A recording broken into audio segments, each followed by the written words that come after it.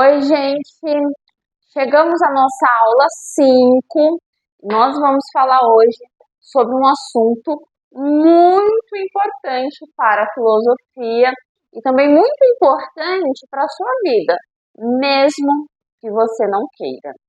Sim, a política influencia o rumo, as decisões e a nossa vida de maneira geral.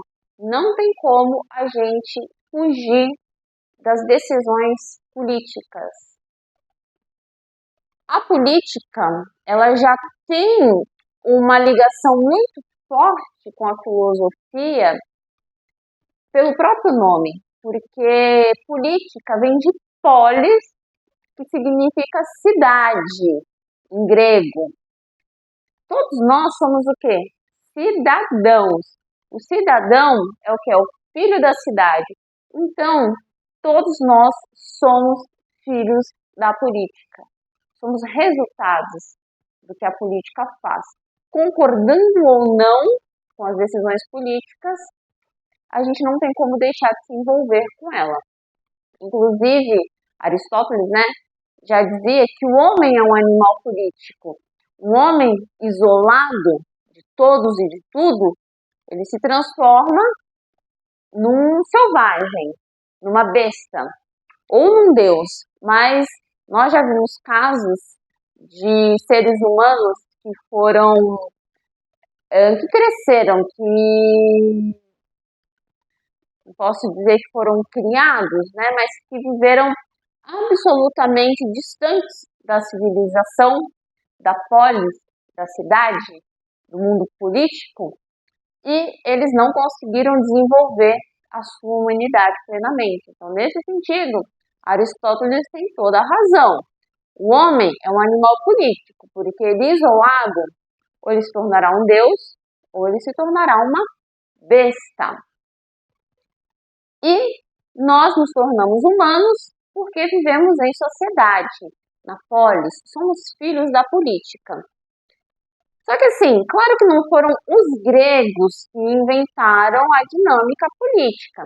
A gente já tinha uma certa estrutura social, com leis, com regras, com modos de viver, nas civilizações antigas, com os egípcios, nas tribos, nos povos primitivos. Sempre teve ali aquela pessoa que toma as decisões, que organiza, que governa as coisas.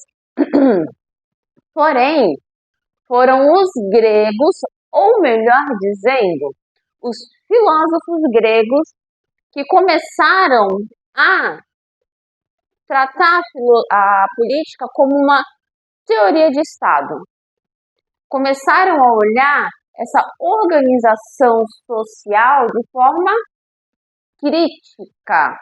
Antes da observação filosófica a respeito da política, simplesmente as pessoas aceitavam que as coisas funcionavam em sociedade porque era assim, pronto e acabou. Ninguém questionava, ninguém refletia. Lembra que filosofia é reflexão? Ninguém refletia sobre o porquê do poder, do governo, das decisões.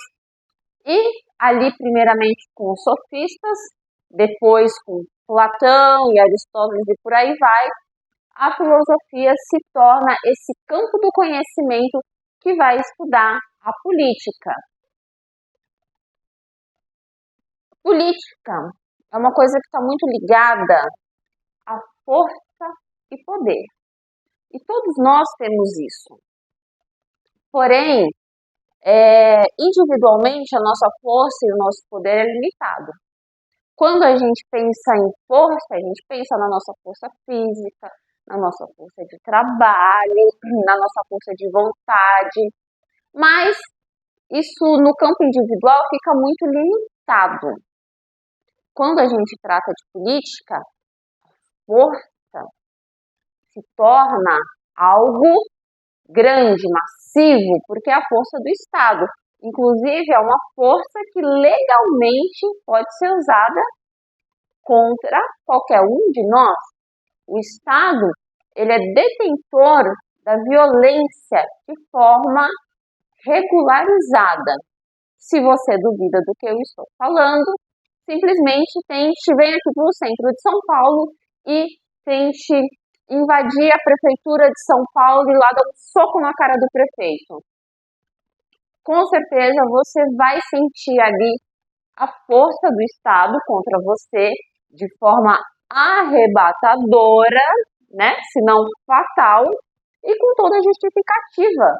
Porque o poder político, a força política, né, que se mistura com o poder, é uma força que ela pode ser empenhada, dirigida contra qualquer um de nós, com a justificativa de que o Estado detém esse poder. No final das contas, nós legitimamos esse poder na mão do Estado.